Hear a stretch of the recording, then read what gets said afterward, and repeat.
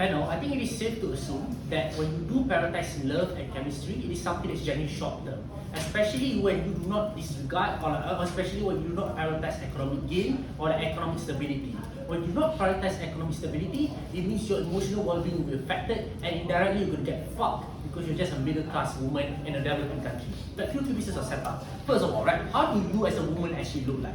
First of all, we believe that you live in a developing country, you're born in a middle-class family. It means that you're not born wealthy, but you have a somewhat okay income. It means that if you are a person who just got divorced, you can still live on your own and you can still live happily.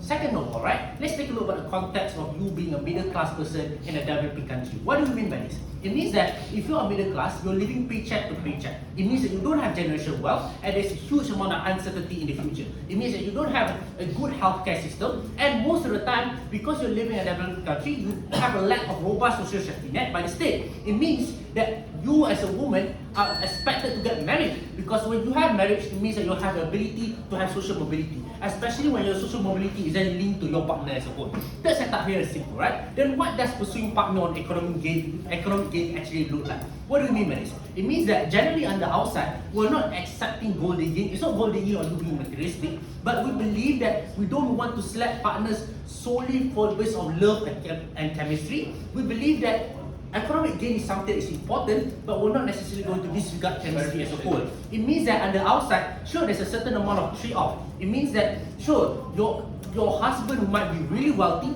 but it will be counterbalanced by unattractiveness or like a niche hobby. It means that there will be like certain counterbalances to it, right? Lastly, right, let's talk about the pop-up mechanism under government. And what do you mean by this, right?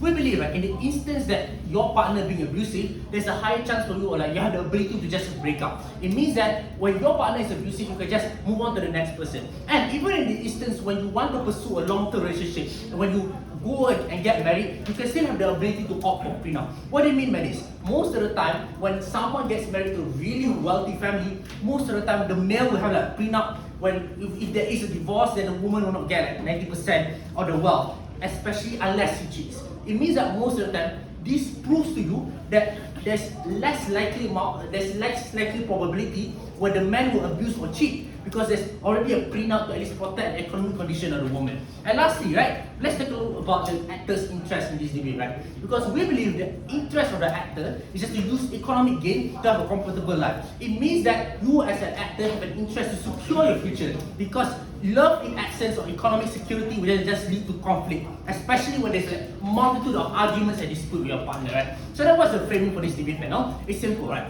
Panel, this debate is about what is the rational action for you as a woman in a developing country that forces you to choose the most rational decision based on your surrounding. And this is like my main argument today about how economic security is a precondition to emotional and personal fulfillment, right? Framing here is simple, right? We believe that emotional security is a prerequisite to all the benefits that Garth would explain, especially when you're choosing your partner. First layer of analysis. What are then the conditions of a middle class woman? We believe that most of the time the middle class woman will actually be more prone to like falling back to savings in times of crisis or even normalcy.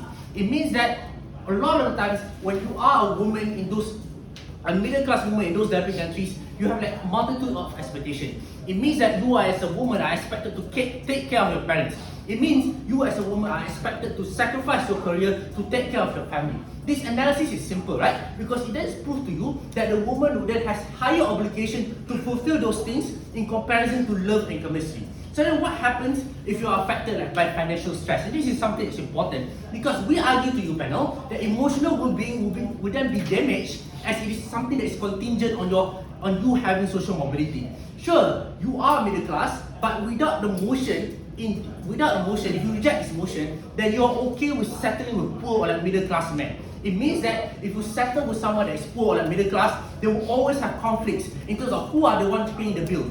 But on the deeper level, if you get married with that specific person, then it means that you're going to face a multitude of problems, because you require a lot of money to get married. I want to edit your eyes, just don't offer it to me. So it means that you have to pay money for your receptions, wedding, children, and like other commitments. So what then this proves to you, right?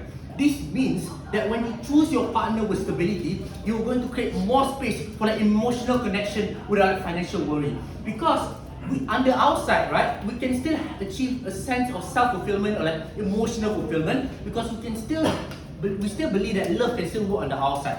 Because first of all, right, love isn't something that generally happens on first sight. It is something that's mostly formed based on the time that you spend together, based on the activity that you do together. So then the comparative here is simple, you know? Under the romantic idealism may be fulfilling in the short term, but you're going to get fucked over as soon as the economic reality would then set in. And this is something that's really bad because the way here is simple, right? Emotional compatibility without economic weighing is just much more likely to collapse because you don't have any sort of economic security to ensure that you're going to have a happy life with your partner. Then it leads to like my second argument about how that maximizing long-term autonomy for making decisions among women is being something that's like I won't take any advice. So it means that generally this is something that will protect the woman. What do you mean by this? First level analysis, right? When you as a woman prioritize economic gain, it means that you have a higher level of leverage and resources. What do you mean by this? When you prioritize economic gain, you're then not dependent or like you're not trapped with the man. It means that most of the time when you're dating someone that is poor or like middle class, there's a higher chance of you being forced to pay for whatever bills that you have. You have to share your resources. And this is something that is bad because at least on the outside, we get a lot more autonomy because we're safe, we're secure, and at least we can focus on the relationship that we have because the worries about money are just out of the way. So then what are the impacts? The impact here is simple. First, you're more likely to like exit abusive relationships because you have a lot of resources. Second of all, right, you have a lot more power because at least you're going to be emotionally stable and you at least have economic stability. So then the comparative here is simple, right? If you choose Ops world, then you're going to trap women into emotional dependency that is just misconstrued as love. The ability to say no is more empowering for women as a whole because at least on the outside, we're giving women a chance to say no and at least we're giving them a sense of social mobility, which is something that's way more important. Sure, you can have love for a short amount of time, but when you don't have money, when you're broke, you're not going to be loving that person anymore. That's all for me. Thank you so much.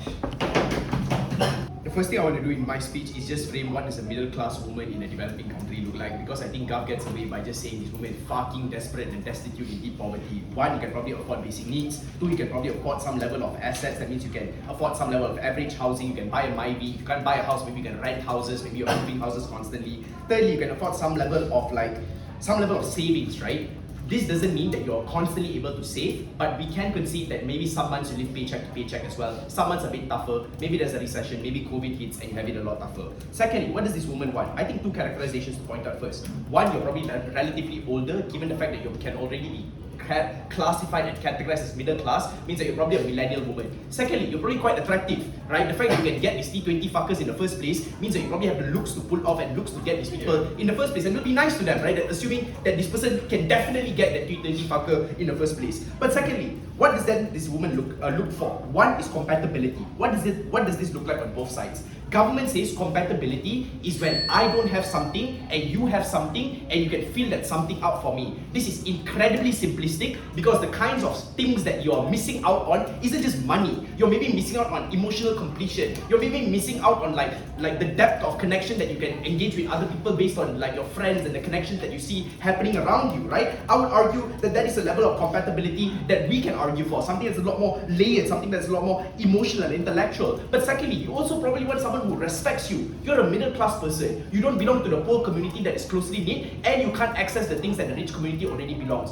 You are in your own limbo of being a middle class. You want someone who sees you as a middle class person and respects you for all the hard work that you have put into as a result of being a middle class individual. Two responses then on the top of my speech before I go into three arguments. Number one, on economic security being a prerequisite to being happy. This is not true. Number one, a lot of people who become rich are people who seek out things like spirituality. A lot of people who become rich do eventually kill themselves as well. I don't know why this is definitely going to be true on their side of the house. But secondly, even if it's a prerequisite to being happy, what kind of happiness are they accessing? Happiness exists on a spectrum. The kind of happiness that they access is happiness as a result of not having to worry about money. That is not happiness. That is just no worry, right? They have to prove why that can translate into deep levels of happiness. And it's likely going to be sustainable because you likely want to commit and be loyal to this person and stuff like that for all the reasons that you said, because you want to access all these financial benefits. Secondly, in terms of conflicts as a result of financial worry, I'll deal with that later.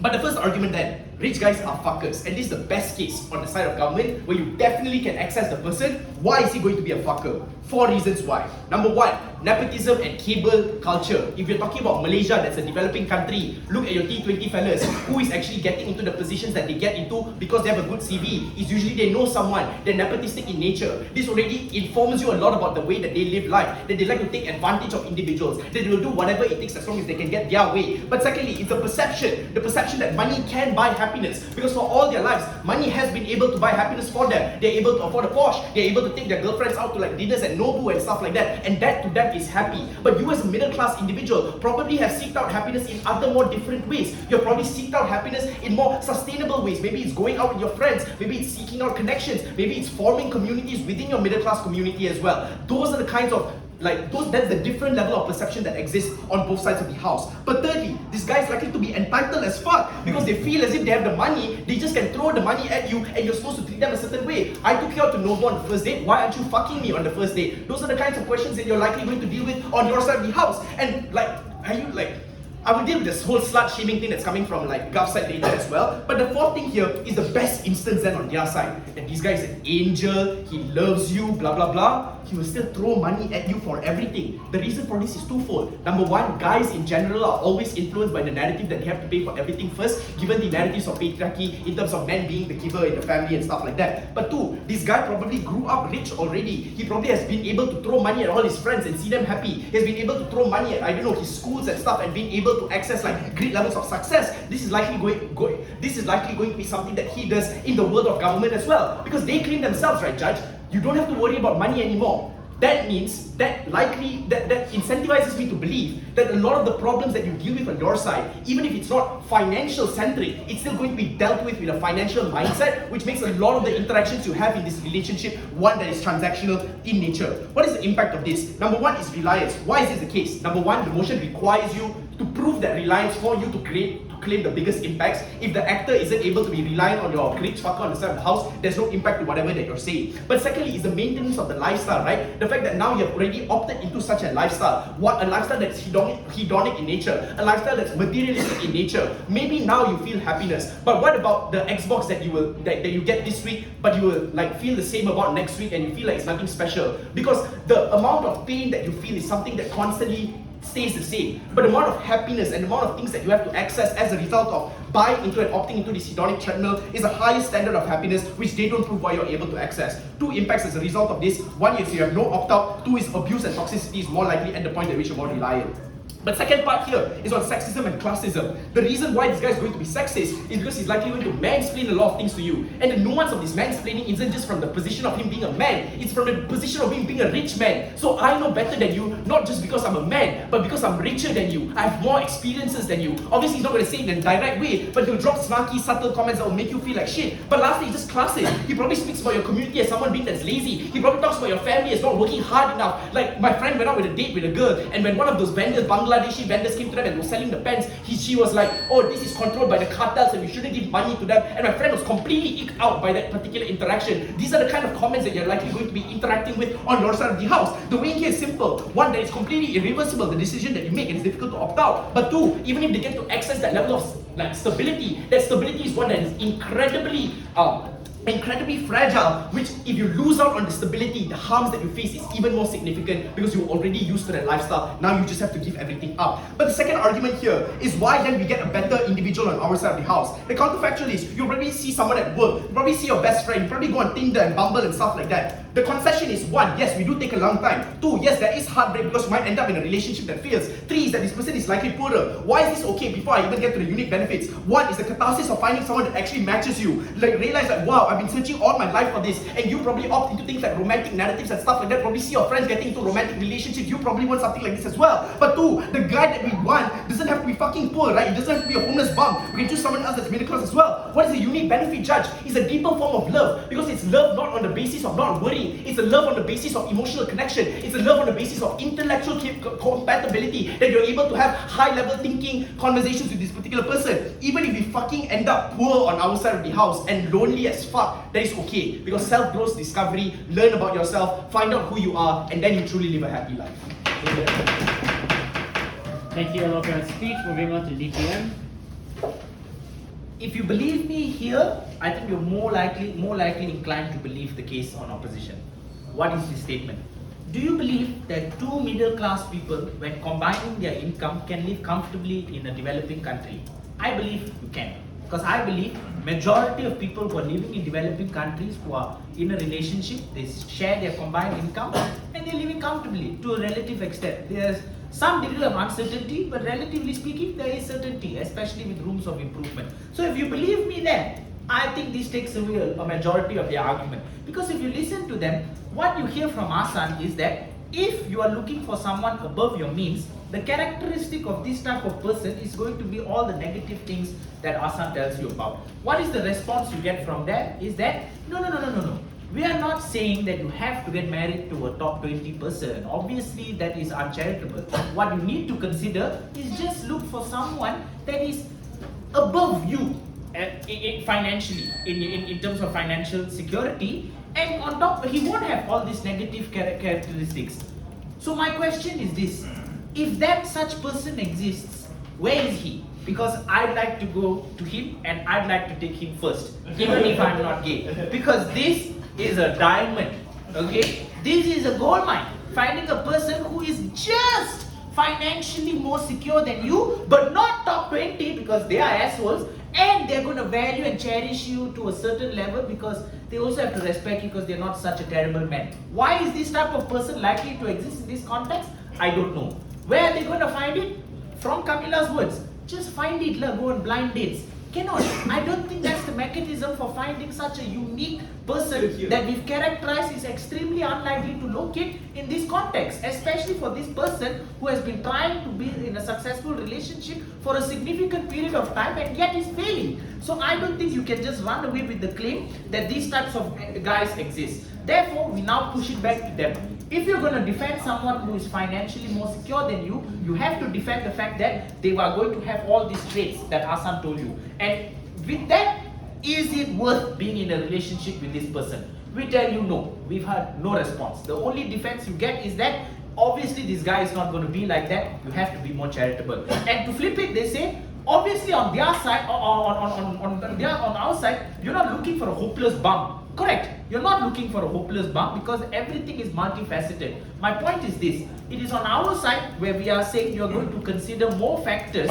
in deciding who is going to be your partner versus your world where the primary consideration has to be their economic situation. So you're going to let go of certain red flags because this person meets a very specific criteria versus on our side where our criteria is going to be this person has to respect me, this person has to understand the position I'm coming from, this person has to understand that we have to share obligations because that's the only way we can live comfortably in this context. And in this context and in these situations, it's more likely the relationship will be equal. It's more likely the relationship will be more fair. It is more likely this relationship will result in long-term happiness. That's our claim in general, simplistically from beginning up until now. I'm going to add to that in a bit, but generally I think this claim has not been dealt with at all from them yet. All you've heard is that security is very important. I absolutely agree. But the context is this. You are a middle class person in a developing world. How uncertain is your life? Even Camela acknowledges this is not going to be a poor, destitute woman who has nothing to her name. She will have some things to her name. She will have certain obligations, just like they say, to take care of the family and all that. But she's not going to be in a position where she has absolutely no freedom or autonomy. That will only change when you go with a guy like that in this context, because this guy now has control over how you behave, what type of meals you have, what type of lifestyles you have, what type of gifts you receive, what type of charities you donate to. This is all going to be dictated by the more powerful, richer person in the relationship, which is going to be this guy who is raised in a context to tell him that if you are rich, if you are male, you are most likely right. And this is going to be a very dangerous combination to have for our actor, because despite her being independent, despite her being middle class, despite her surviving in this context where it's difficult for her to survive, this man is not going to appreciate that. I would argue even a middle class man might not appreciate that completely because they will not understand the position of it means to be a woman, but it will definitely be better on our side. Alright? So, right. Next, on this idea that you can learn your characteristics, you can learn your personality. I completely agree. If you don't have anxiety about money, you can learn the person's personality with greater appreciation. However, I think Ahsan already told you what is likely going to be the personality of this person. It's not going to be something that is going to be great. So even if I learn this personality and I realize this person is terrible, you are saying just leave, just break up.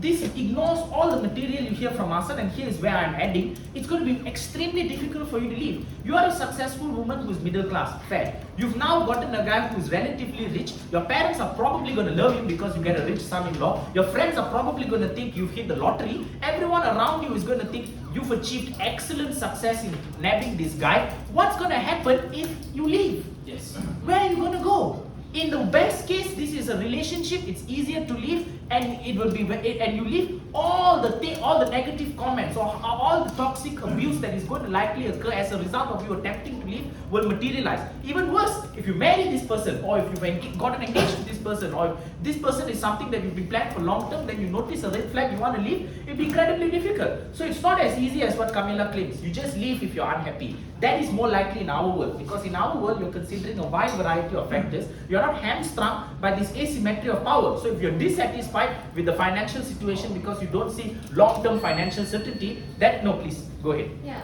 in developing countries, women after they marry, they're expected to take care of children. So how is their both incomes able to sustain the... Really, in developing country, my mother is a middle class woman. She's a teacher. She's still working. She has 3 kids. I think in more current context, if you're a woman and you don't work, it's going to be incredibly difficult for a household to survive. In our world, that is more likely going to happen because we have to share costs. In your world is where the woman has to say, I want to work. The man will say, why? I'm earning all the money. Why you need to work? Go and cook in the kitchen. Go and take care of my kids. And go and take care of my mother-in-law. Or go and take care of my mother. That is the world that is more likely going to happen in your world. In our world is where middle class individuals will survive better. The last thing I want to weigh out is loneliness. In the worst case, we don't successfully get any relationships. We tell you that is still a better world to live in. Why? They may tell you have no uncertainty. But we tell you first, this is not that bad of a harm. You do have a certain level of certainty because you're a middle class person who is not married. So all your obligations about taking care of children will not materialize yet. You can still live a single life, exploring yourself, looking for the partner that is most compatible to you, without having to lose your dignity and your humanity. For all of those reasons, my speech will start in 3, 2, 1. Panel, as the only team in this debate that has an actual young adult woman in a developing country, I think this virtue alone already signify that we understand the interest of this actor better. Firstly, thing I want to note is how uncharitable the entire team is. I will prove to you that they are uncharitable in 3 ways. The first way, Ahsan said that this young woman is not desperate. He can easily, because number 1, she's a middle income person, which means that she can still afford a house and stuff like that. And number 2, because you're attractive, so you can find another guy. But at the same speech, not the same speech lah. But later on in Ram's speech, he said that you cannot opt out. You have incentive to not opt out, because if you opt out, then where the heck you want to go? This is clear contradiction on their side. Second reason as to why they are uncharitable, because according to them, on our side, we have to defend bad rich guy who's also sexist, who's also just bad person who used to nepotism. But on their side, they don't need to defend the homeless bum. They don't need to defend the absolute poor. Ram's opening line is that you only have to marry a middle class or someone who is above you. This is crazy level of uncharitable because they put unfair burden upon us in the first place. Third reason as to why they are uncharitable is because they say that, oh, middle income plus middle income, boom, you can sustain. But this is unengaging with our setup. How we talk about how because this is a developing country, then women are expected to take family marriages and stuff like that instead of working together with the men and actually uphold those families. Those 3 levels prove to you how if you actually listen to their case, you will realize how they put unfair amount of burden onto us. First thing I'll talk about is how they get on their idea that this rich guy is more likely to be bad because he's used to things like nepotism. He's used to getting easy basically. First problem. Personally, I think this is kind of counterintuitive a bit because if I'm rich, I think I'm more likely to donate. I'm more likely to be nice because I'm comfortable. You know, I don't need to be super aggressive. I don't need to be like aggressive to others because I'm rich. I'm comfortable. But even if we be charitable and say that somehow on their side, most rich guys are rich, most rich guys are bad, most rich guys are sexist and stuff like that. At least our PM give you crap tons of mechanism as to how you can actually opt out because you can actually basically even if you get a bad guy, then you can actually exit the relationship. Because unlike Ahsan, our first people actually focus on mechanism instead of rebuttal, right? First mechanism that PM give, which is opt out. If you are in an abusive relationship, then you can opt out. But the strongest engagement and the only engagement I heard from the entire bench is that, oh, you cannot opt out because where the heck are you going to go? Because you are middle income, you're poor. But this is contradictory with Ahsan's speech, because it's Ahsan's speech. You say that, oh, this person is not that desperate. She can actually afford a house, and she can find another person because she's really good looking. But if that's the case, then she has things to go if she opt out, which means that the entire rebuttal on not opting out doesn't actually work, because you can opt out on outside. But even if you don't buy the thing about opt out, there's second mechanism that they never engage with, which is prenup. If it goes so far as to go to things like marriages, chances are you can have a prenup to protect each other. On his side, maybe you cannot get most of the money, but you can make exception for, like, if he cheat, if he's abusive, then after that divorce, you are going to get most of the money. Which means we have tons of mitigating factors, even if this person is really bad in the first place, right? They try to engage with our best case by saying that even if this person is an angel, even if this guy is a great guy, then they will throw money at you. And it's not special that they throw money at you, because chances are he also throw money at their friend. But guys, I don't know about you, but if my girlfriend throw money at me, I love that. You know, if my girlfriend throw money at me, I will give her my wallet. Please throw more money at me. That's my wallet, right? Which means, in fact, if they throw money at their friend also, I will say that's a good thing, because if he also throw money at his friend, that means he's dermawan, he's generous, he's baik hati. That's the guy I'm looking for if I'm a girl, which means I'm actually being happier. I'm more likely to be into that. But even if you don't buy that also, right? At least Camela already told you that because he throw you money, you can use that money to go to expensive places. You can go use that money to network with people at those expensive places. And this is the point that's unengaged on their side. And the reason that this is very important, because now, even if you divorce, you can actually be better. You can actually improve yourself because you use the resources that he gives you when you are in a relationship to improve yourself. You network, you widen your connection. You can have connection with more people. They don't engage with this impact done by Camela in the first place, right? And keep note, at the end of the day, debate is about impact. And what is the worst case that they give us? Our worst case is that we are not going to find this person because this person doesn't exist. So on our side, we're going to keep looking. We're going to keep going on a date and we break up. And we go on a date, we break up because we have the opt-out mechanism. That's our worst case according to them. But panel, intuitively, if in 1 year I managed to be in a relationship with 10 different rich to 20 girls, that's a win for me. I don't see why it's so bad if I go on a date and break up. To go on a date and break up with a ton of rich girls, I think that's a win. So I don't see why this is something inherently bad on their side in the first place. But before I deal on the depth of relationship and love, yes. Casey Ventura married P. Diddy, who is the richest rapper of New York. Do you think she's happy? I think you can just get divorced and then prenup. And then after you get like 50% of his money through that prenup, I'm happy, yeah. If I marry someone and then it turns out he's a bad guy, but I managed to get prenup and managed to divorce him, I get like 50, maybe he's bad, but he got like millionaire, richest rapper, I got like half his money, yes, I'm happy. Now, let's talk about depth of connection and depth of emotional love. Because this is the main case coming from that, which is that you get that emotional love, right? Firstly, it is unclear why love is that important for them. Panel, I'm 22, I'm single, I've never been in a relationship, I've never felt the touch of a woman. But do I look depressed? Maybe to you are. But I'm telling you right now, I'm happy. There's a large leap of mechanism on their side as to how love equals happiness. They never prove this, they cannot opt any of their benefit. But even if you say that love is important, they never prove as to how they get true love on their side. Because on their side, sure, you can get someone to love you at first, but love change. People change when they connect more. People change when they spend more time with each other. Maybe when they first met, they love each other, sure. But sure, when you first met, you love each other, you don't care about money, you think that you can go against the world. But time changes, you're gonna fight a lot because of money, you're gonna fight a lot because of financial problems. And after that, all those fights, we're gonna slowly lose that love on our side, on their side. At least on our side, sure, maybe I don't love that person at first, but I can grow to love that person. I can spend more time with the person. I can spend more time and do things together. Go on a date together. Maybe after he gives me 10 flowers every single day, take me to an expensive restaurant on date every single day, I will continue to love that person, right? And this is important because love does not happen at first sight for most of the time. Most of the time, people learn to love each other when they do things together, when they debate together, for example. I can name like 4 different barasi that date each other, right? Which means that you will learn to love later on. But even if you don't buy anything I say, let's say that a rich Latin come to me and say she want to marry me because I'm good looking and she's rich. I say fine, I'm a gold digger, that's our worst case, it's okay.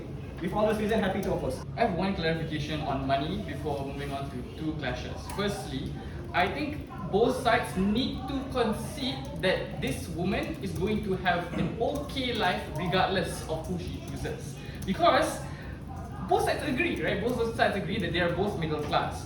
The problem is that Gov suddenly in their argument say that if you don't date this rich man, they will suddenly become poor and in destitute. We don't think so. And I think this is incredibly contradictory to their case.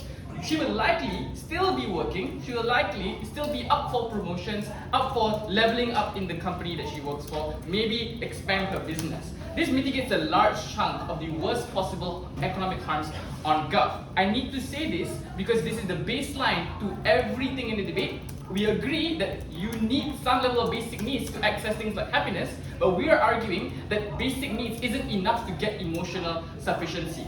First clash then. The thing that we immediately win actually is on the likelihood of finding real connection and meaning. Couple of things to clarify here. Firstly, both bare minimum needs are met. The second thing is, what is the real incentive of this woman? Because we argued the incentive of this woman is emotional connections and respect. Because oftentimes she has been disregarded by society simply because she's middle class. The competing incentive on Gov is it's money. And the harm here is number one, she doesn't want to have conflicts on money, and secondly, she doesn't want to worry about money. Let's assess, do we really suffer from these harms if we don't opt into this man? Because I argue number one, you're dual income on the best case on our side of the house. That means you're going to be, secluded from all these worst harms. But secondly, I said earlier, you're mitigated from it because you are still working. But the bigger question I want to ask here is this conflict of money really that bad? Like, is it a salvageable, solvable issue?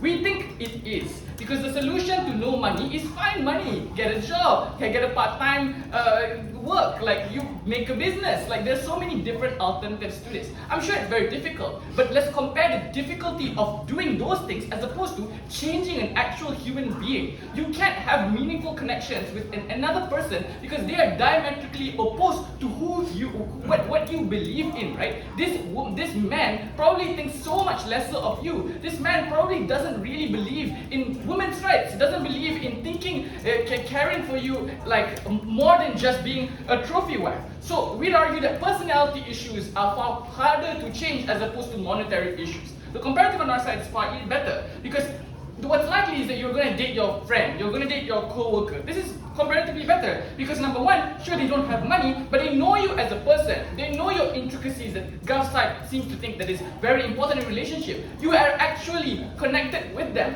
What's likely on Gov is that you're going to date your superior that doesn't know you, that doesn't care about you, and probably thinks that you are only an employee. But secondly, if these people don't make that much money, they will compensate in other ways. They'll probably fuck you really nicely. They will probably give you so much more than just money. They will give you things that you can never get anywhere else, which is emotional connection and emotional sufficiency. The way here is, the worst case on our side of the house is you date a homeless bum.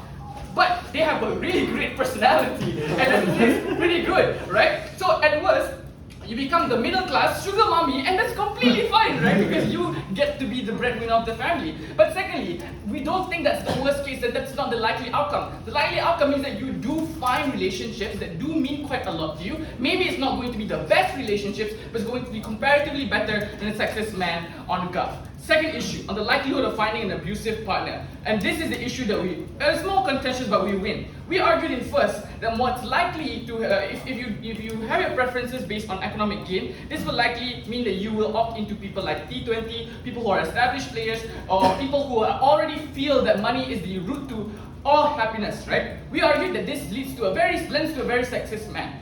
Their response is, if this person is sexist and abusive, just break up and find someone else. And I have so many responses to this. The first is, you often don't know a person's sexism or a person's horrible traits before you enter a relationship with them, right? In fact, you oftentimes don't know the person behind the mask up until you marry that person, when you see that person on a day-to-day basis. So oftentimes, That's why you have women who opt into relationships, get married, and find out that their man is a horrible sexist person that wants you to quit your job. But secondly, it's not that easy because you're already emotionally invested in that relationship. So sure, you care about this person's money, but you're also forced to care about that person's well-being. And it's exactly the thing that traps women in cycles of oppression inside domestic households. But thirdly, why would you break up if someone else has total control over your life?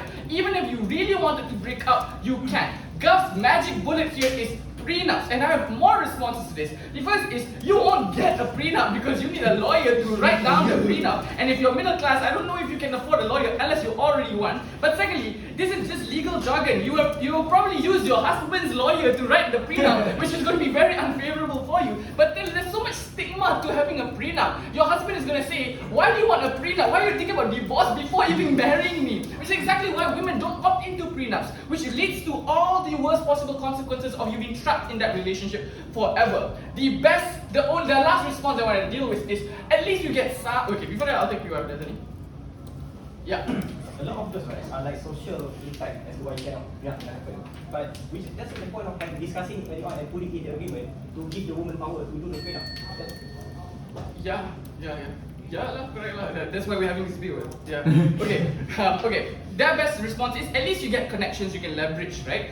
But you think the guy is going to give you all these connections? We don't think so. What's likely is that the guy is going to pressure you to take control of your life, because you are now not a partner. You are a trophy to his friends, to his family members. The way to this is simple. Number one, your reliance is irreversible. Your life is now centered around your husband and you can't opt out. Prenups are skewed and therefore you are trapped in a cycle of oppression. But secondly, the magnitude of harm. You used to have a middle class life. You used to have friends, but now you no longer have those things because the husband has controlled your life. But thirdly, and this deals with even the most pertinent incentive that Gov has, you have responsibility. We think that a toxic husband results in the increased scale of harm towards your family members too, because now your husband is literally the breadwinner for your entire family, for your extended family, for his own mother-in-law. This results in all the worst possible consequences because you are trapped in this cycle that you can never claw out of. We take this bit. My girlfriend gets me a lot of shit. I'm very privileged to help her, to have her. I think she's the diamond in the rough that literally government wants to talk about in this debate. But if you ask me, would I be willing to give up all that comfort, all that materialism for just who she is, the personality, the characteristics, the connection that we share? I'm willing to give that up. Because why? The reason I entered into this relationship was not for economic gain. Therefore, even if the person is an angel on your side of the house, you don't view them as the angel. You view them as the breadwinner, the person who gives you the money, the person who gives you a good life in terms of material. That is why even if the person is excellent, you never are able to value that excellence, because that's not the reason you got into the relationship in the first place. Two clashes in my speech. Number one, which side has a better pool of dudes? Number one, in terms of what Gov says, the rich guy means they will give you money and they will treat you nice. The first response that I have here is I still am unclear of how this guy is going to give you money in a nice way. Maybe instead of throwing money at you, he places money on the dinner table like, sayang, you can get this when you're going out later. That's the best version, right? But he's already providing for you, right? What does this mean? Two things. One, he has leverage. Two, he will be entitled. All human beings feel entitled to some form of special form of treatment, especially when this is a disproportionate relationship. If this person is definitely going to be richer than you, doesn't matter by a margin of his T20, T10, whatever, he does have that leverage over you. He is going to be entitled in some way, shape or form, and you have to compromise and give up because he is already providing for you in this way. But secondly, even if they treat you nice, they are still brought up in a rich household. Maybe they don't treat you with animosity, but you see the way that they treat other people, the way that we engage with the rest of the society, people from your class, people even poorer than you. And I think that is going to bother you to a certain extent, simply because they're not sensitive to these kinds of upbringings. But the third response that I have here is on this idea that you can opt out. Just break out, Camela says, right? Number one, how? When you're already so reliant, but I'll expand on this later. Number two, they say the first date itself, you will know already. Camela, I ask you, you think the first date you go meet the guy, you will know if he's a fucker or not? They say, you won't know. Because these guys are trying to get in your pants, they're trying to woo you. Yeah. They're not going to say, I'm a fucker, therefore look at me for the fucker that I am. They'll say, I'm an insane guy, look at me for the insane guy that I am. But until I get you in my house and I make you my mate and I make you my chef, that is the point at which I stop being an insane guy, because you are deriving more benefit from me. What did we tell you on opposition? We considered it is harder, it will be filled with heartbreak. And we told you, but the reason why this is a lot more better, and the reason why this concession is fair, because it's a lot more cathartic. You're able to experience romance that you see in the movies. You're able to experience romance that you see your friends are being able to experience in terms of them finding their one true love or whatever. It's not just based on settling on the basis of economic gain. But two, these are men who will be, number one, compatible with you, not just on a simplistic level like what government is trying to prove, but at an intellectual level. There are more things to like about him than just his wallet. But secondly, this person probably respects you. If they're middle class, they're probably going to be empathetic with your experience even more. They're going to be sensitive to the cultures that you're probably brought up with, as opposed to a rich person that probably not brought up with the same level of culture. But secondly, they probably have to make up for the fact that they don't have money, right? So even if it's a homeless bum, I heard homeless guys give the best hate ever. Don't take my word on this, take